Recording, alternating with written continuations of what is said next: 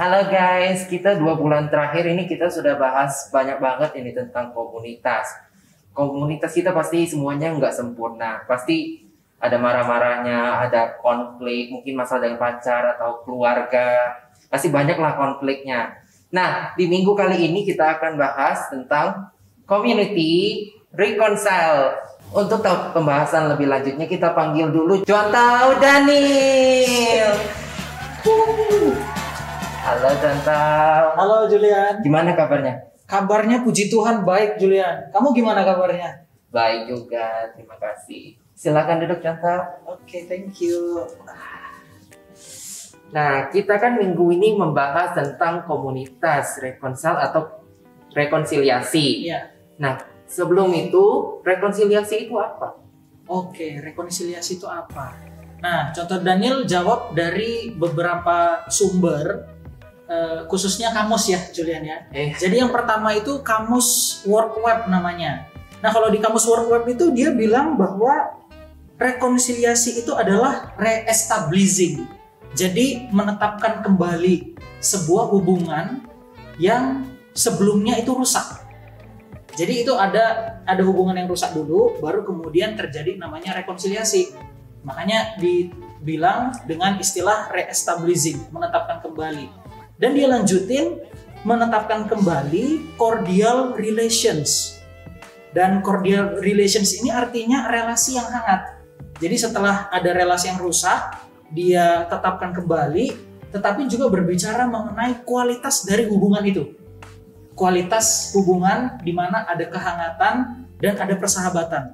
Nah, itu arti atau definisi rekonsiliasi dari kamus yang pertama tuh, Julian. Okay. Nah, kalau kamus yang kedua, mungkin teman-teman lebih familiar lagi itu dari Cambridge Dictionary.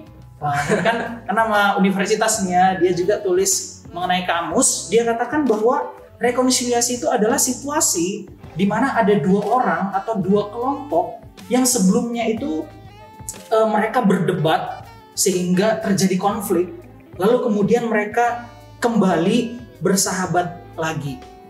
Nah, itu pengertian rekonsiliasi dari dua kamus umum lah kalau kita bisa bilang gitu. Oke lah, dari dua kamus tadi ya guys. Lalu kapan rekonsiliasi itu harus kita lakukan? Mungkin kalau boleh bilang mungkin bisa pas kita putus pacar, atau mungkin kita pisah-pisah gitu, gimana? Oke. Kapan waktu yang tepat untuk rekonsiliasi ya? Betul. Ini pertanyaannya umum atau di dalam konteks kita sebagai anak-anak Tuhan nih, Julian? Kita sebagai anak-anak Tuhan. Oke, kita sebagai anak-anak Tuhan ya. Kalau kita sebagai anak Tuhan, maka mungkin kita perlu definisikan ulang makna rekonsiliasi itu dari iman kita sebagai orang Kristen. Betul ya? Betul. Supaya kita bisa memahami apa yang dimaksud oleh Alkitab dan iman kita nih sebagai orang Kristen mengenai rekonsiliasi gitu. Nah, rekonsiliasi dalam iman Kristen, Julian, adalah suatu usaha yang kita lakukan nih sebagai anak-anak Tuhan, sebagai murid-murid Kristus untuk kembali bersekutu. Memakai kata bersekutu ya. Ini makna kata bersekutu itu dalam. Jadi bukan hanya sekedar menjalin sebuah hubungan kembali, tetapi ada satu relasi yang intim baik secara fisik maupun spiritual. Jadi usaha kita untuk kembali bersekutu dengan orang yang pernah menyakiti hati kita sebagai akibat dari kasih Kristus di dalam hidup kita. Jadi jelas ya, rekonsiliasi itu dimulai dari salib Kristus yang memampukan kita untuk bisa bersekutu kembali dengan orang tersebut.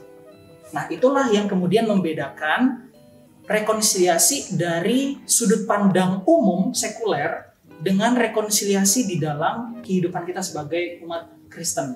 Sampai di sini teman-teman juga nangkap ya maksudnya bagaimana.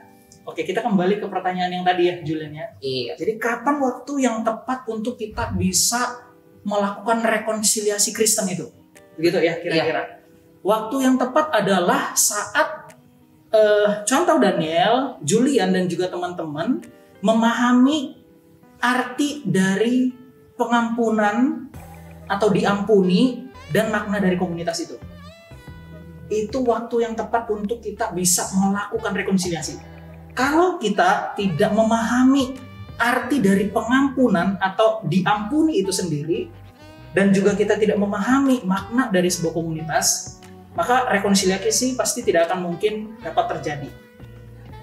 Betul. Kalau misalkan nggak terjadi, berarti putus lagi dong gitu ya? Bener kan? Putus lagi atau akhirnya relasinya tidak baik. Kita bisa bilang jadinya dingin lah ya. Oh iya. Gitu. Lalu mengapa kita harus melakukan rekonsiliasi di dalam komunitas? Sebenarnya banyak sih ini, tapi kita bahas satu-satu aja, jadi mudah ditangkap. Mengapa kita harus melakukan rekonsiliasi di dalam sebuah komunitas? Oke, mengapa kita harus melakukan rekonsiliasi di dalam komunitas? Iya. Yang jelas karena Tuhan Yesus yang meminta kita untuk melakukan rekonsiliasi itu. Maka dari itu, kalau kita lihat di dalam beberapa ayat Alkitab, khususnya di dalam Matius 18, itu Tuhan Yesus pernah memberikan satu perumpamaan kepada para murid, yaitu tentang seorang yang berhutang 10.000 talenta. Julian masih ingat gak? Masih ingat dikit. Masih ingat dikit ya? Iya. Karena waktu itu teman-teman, contoh Daniel lah yang membawakan materi ini di bulan Mei dengan judul The Greatest Gift. Maka dari itu cek linknya di sudut sini. Nanti taruh linknya di mana gitu ya. Apa di kolom deskripsi, nanti cekidot aja kan. Nah jadi kalau kita lihat di dalam perumpamaan di Matius 18 itu Julian, jadi kan diceritakan mengenai ada orang yang berhutang 10.000 talenta. Nah 10.000 talenta itu banyak nih yang Julian. Kalau itu dijadikan uang di zaman Romawi dulu, itu kurang lebih kisarannya antara 60 juta dinar sampai 100 juta dinar, tergantung penafsiran kita. Tetapi itu nilai yang sangat banyak banget, yang tidak akan mungkin bisa dilunasi oleh seseorang. Begitu. Lalu kemudian, akhirnya orang yang berhutang ini itu diberikan kebebasan, diampuni oleh sang raja Julian.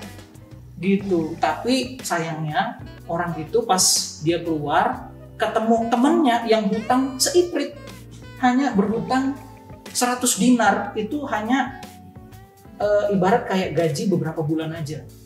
Wah itu dia cekek itu sampai mau dia bilang lunasi utangmu, ini kan gak cenglik. Nah Yesus di sini ingin mengatakan bahwa pengampunan yang Tuhan Yesus berikan di dalam hidup kita seharusnya mendorong kita juga bisa memberikan pengampunan itu kepada orang lain. Begitu Julian. Lalu prinsip dari Alkitab mungkin sudah terjawab tadi ya, dari Matius 18 kalau nggak salah. Iya, Matius 18 tadi, betul. Oke, lalu kalau ada nggak kerugiannya kalau kita tidak melakukannya? Kalau menurut aku pasti ada kerugiannya, nggak mungkin nggak ada. Kalau menurut Julian sendiri apa kerugiannya? Nggak tahu. Oke. Aku tahu ada kerugiannya, tapi nggak tahu kerugiannya apa. Kerugiannya, iya. Iya. Kerugiannya kita nggak bisa top up GoPay sama OVO gitu ya. Kalau kita gak rekonsiliasi. Oke, jadi kerugiannya itu sebenarnya ada banyak sekali, Julian. Kalau kita mengacu kepada tulisan dari Rasul Paulus di dalam Efesus 4 ayat 32, lalu kemudian Kolose 3 dan 13, di sana Paulus mendorong jemaat, bahkan komunitas Kristen tuh pada saat itu, supaya mereka dapat menerapkan rekonsiliasi atau supaya mereka dapat menerapkan pengampunan. Nah, dua kata ini, rekonsiliasi dan pengampunan ini kita pakai secara simultan, berbarengan, karena tanpa rekonsiliasi, tanpa pengampunan tidak ada rekonsiliasi. Begitu juga sebaliknya, begitu ya. Jadi mereka ini saling seperti saudara yang nggak bisa dipisahkan, begitu ya. Nah, di dalam bagian itu Paulus mengatakan bahwa setiap anak Tuhan, komunitas Kristen wajib melakukan yang namanya rekonsiliasi supaya tercipta yang namanya kedamaian, peace di dalam komunitas itu. Kalau misalkan tidak ada rekonsiliasi, tidak ada pengampunan, bahkan di dalam komunitas itu ada dendam, kesumat, begitu ya, ada kemarahan, ada kejengkelan, dan pikiran-pikiran negatif. Nah itu kan malah membuat hal-hal yang tidak baik di dalam komunitas itu, gitu ya. Tidak nyaman gitu loh. Gimana sih caranya supaya bisa berrekonsiliasi di tengah komunitas kita? Bagaimana supaya kita bisa berrekonsiliasi di dalam komunitas kita? Iya. Oke, jadi yang perlu kita pahami teman-teman sekalian, yang pertama kita harus sadar diri kita sebagai seorang yang berdosa. Julian juga menyadari diri Julian adalah sebagai seorang yang berdosa. Teman-teman yang nonton di rumah juga harus memahami diri kita adalah orang yang berdosa. Dan orang-orang yang berdosa ini kemudian berkumpul menjadi sebuah komunitas, betul ya? Betul. Sehingga menyebabkan ini kumpulan orang-orang berdosa. Dan kumpulan orang berdosa ini adalah ya gereja itu sendiri. Kumpulan orang berdosa yang kemudian dikuduskan oleh Tuhan. Nah, itu namanya gereja, eklesia, gitu ya. Nah, tetapi kita harus memahami diri kita bahwa kita adalah orang yang masih berada di dalam proses menuju proses dikuduskan dan proses untuk membentuk karakter sesuai dengan karakter Kristus. Maka kita harus sadari saya orang berdosa, lalu kemudian sadari juga teman kita itu orang yang berdosa. Sehingga akhirnya kita sama-sama sadar diri kita dan kita saling menasehati satu dengan yang lain. Begitu. Kasih tahu jika ada yang salah, Julian tegur contoh kalau contoh ada salah, contoh juga tegur Julian kalau Julian salah, begitu ya. Nah, kita saling komunikasi sehingga terjalin yang namanya satu keintiman di dalam komunitas dan diikat di dalam kasih Kristus dan terjadilah rekonsiliasi itu, begitu. Oh, berarti yang pertama itu kita harus menyadari kalau kita adalah orang berdosa ya, contoh ya. Iya, betul banget Julian. Lalu yang kedua apa? Yang kedua itu kita harus memahami kasih Kristus di dalam kehidupan kita. Nah, ini penting banget Julian, karena tanpa kita menyadari pengampunan Kristus di dalam hidup kita, kita tidak akan mungkin bisa mengampuni orang lain. Begitu. Jadi seperti yang kita lihat bahwa Yesus Kristus memberikan nyawanya buat Julian, buat contoh Daniel, dan dia mati di kayu salib. Kita ini kan sebenarnya nggak layak kan menerima anugerah Tuhan. Tetapi Tuhan ampuni kita. Sama seperti perumpamaan 10.000 talenta tadi. Kitalah orang yang berhutang pada Tuhan itu 10.000 talenta. Dan sampai kapanpun kita tidak akan mungkin bisa melunasi hutang-hutang kita itu. Nah, maka dari itu yang kedua ya kita harus sadari pengampunan Kristus yang begitu besar dan luar biasa di dalam hidup kita. Iya, berarti yang kedua kita harus menyadari kasih Tuhan di dalam hidup kita. Ya, yang ketiga? Yang ketiga adalah kita harus belajar untuk menyampaikan pengampunan atau permintaan maaf kepada orang lain. Jadi misalkan begini, ketika kita sudah sadar diri kita sebagai orang berdosa, lalu kemudian kita sadar tentang kasih Kristus yang begitu luar biasa tadi, maka sekarang saatnya kita act out, melakukan apa yang kita yakini dan imani tadi, begitu.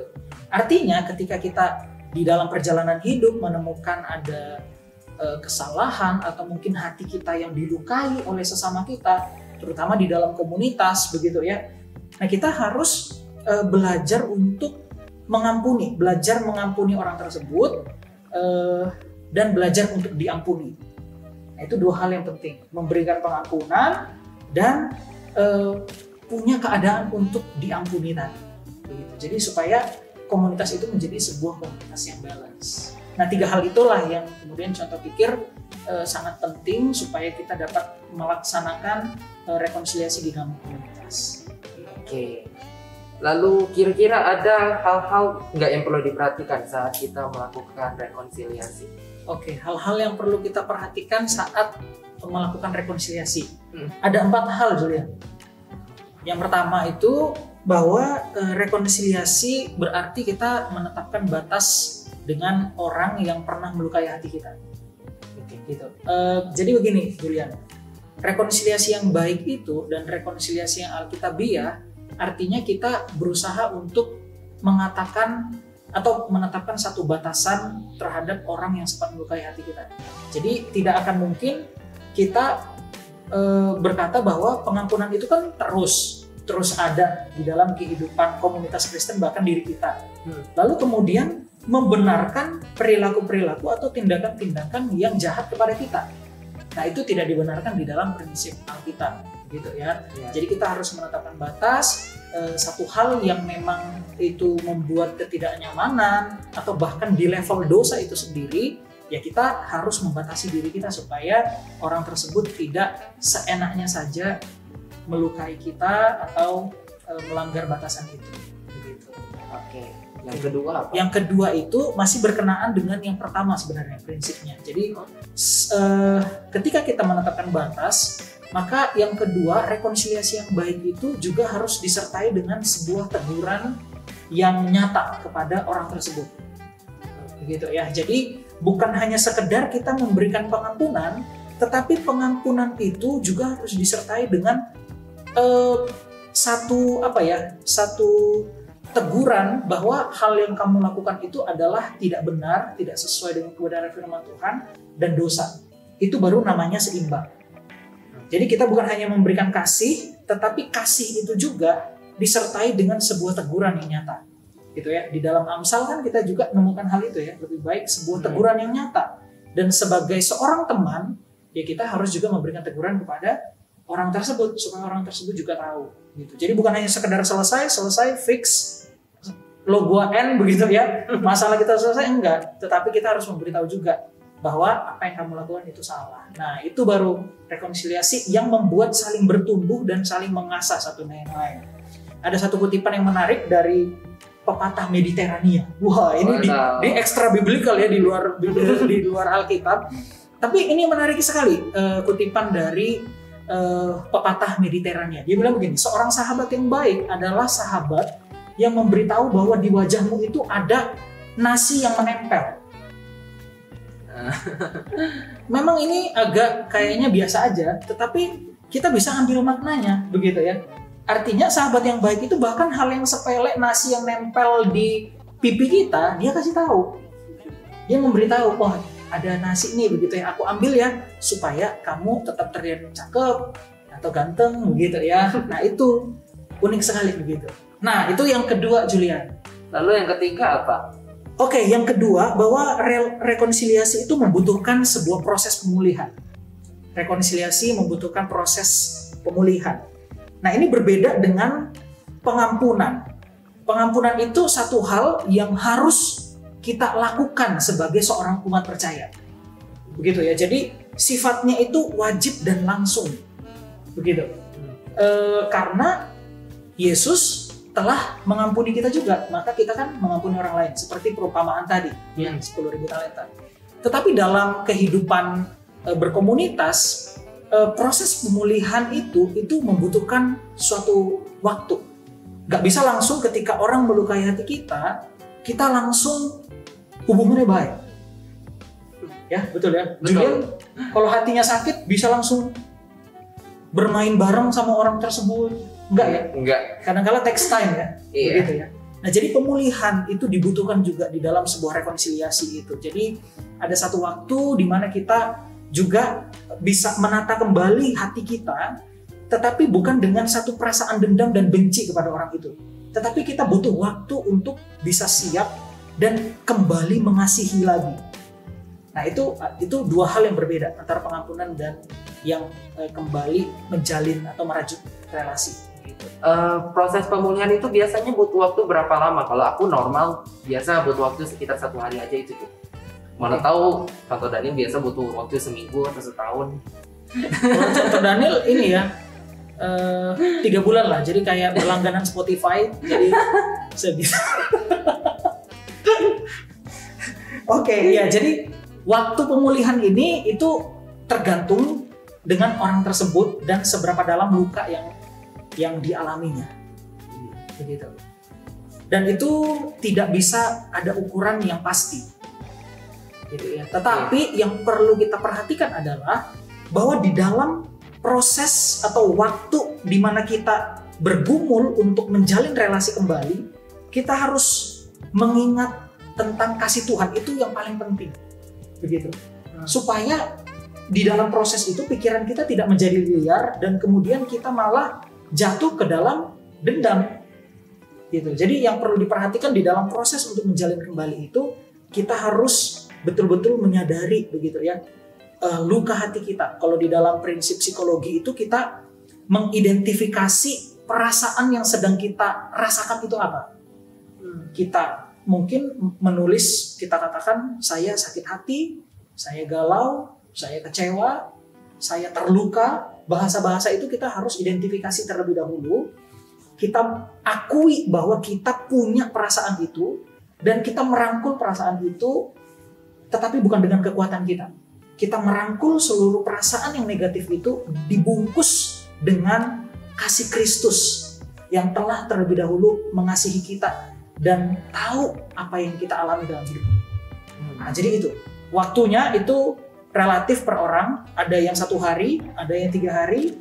Kalau Julian tadi 1 hari, ada yang seminggu atau bahkan tahunan begitu. Tetapi intinya ada usaha untuk terus menuju ke arah yang lebih baik itu. Begitu juga.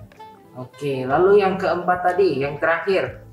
Yang terakhir, bahwa rekonsiliasi itu hanya bisa terjadi atas kesepakatan kedua belah pihak. Ya, jadi kalau misalkan hanya salah satu saja yang ngeklaim dia sudah rekonsiliasi, itu bukan rekonsiliasi. Ya, itu namanya keinginan lu dewek gitu ya, nggak bisa gitu. Jadi namanya juga rekonsiliasi. Ada pihak yang tersakiti, ada pihak yang menyakiti, dan mereka harus kesepakatan bersama begitu. Jadi ada satu etikat baik dari yang menyakiti juga untuk meminta maaf, dan yang diminta maaf ini juga memberikan pengampunan. Yang contoh Daniel pernah kasih teringat untuk contoh itu peristiwa seorang ibu di Samarinda. Ini kisahnya tahun 2016 di sebuah gereja oikumene di Samarinda. Jadi waktu itu menjelang Natal, Julian. Contoh lupa apakah itu di bulan November atau Desember. Tapi kemudian ada seorang yang melemparkan sebuah bom ke gereja itu. Dan alhasil meledak bom itu dan menewaskan seorang anak balita, anak dari ibu itu. Julian tahu dong gimana rasanya kalau misalkan kita sebagai orang tua itu kehilangan anak, gitu ya. Atau mungkin teman-teman remaja, perasaan ketika kita kehilangan orang tua kita itu bagaimana? Pasti sedih banget ya. Apalagi kalau itu dilakukan oleh orang yang tidak kita kenal, gitu ya.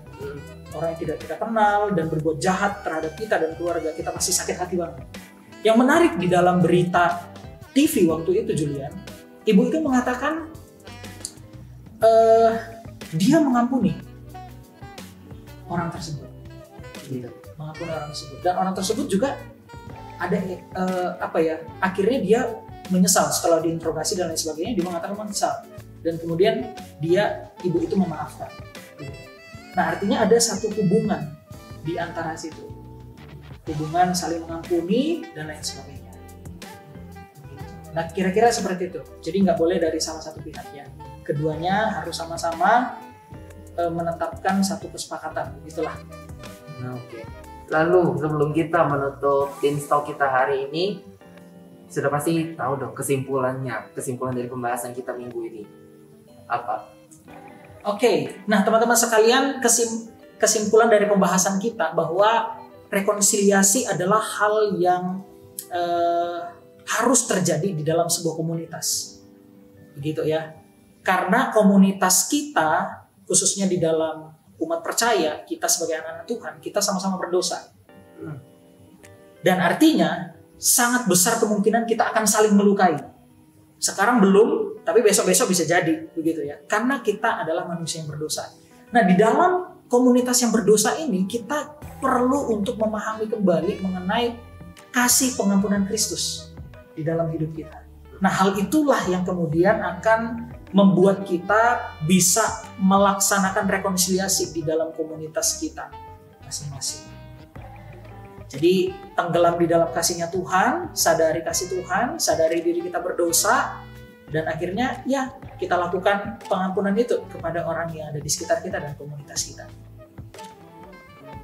Oke, terima kasih Contoh Daniel yang bisa memberikan firman Tuhan tentang rekonsiliasi pada kita di minggu ini.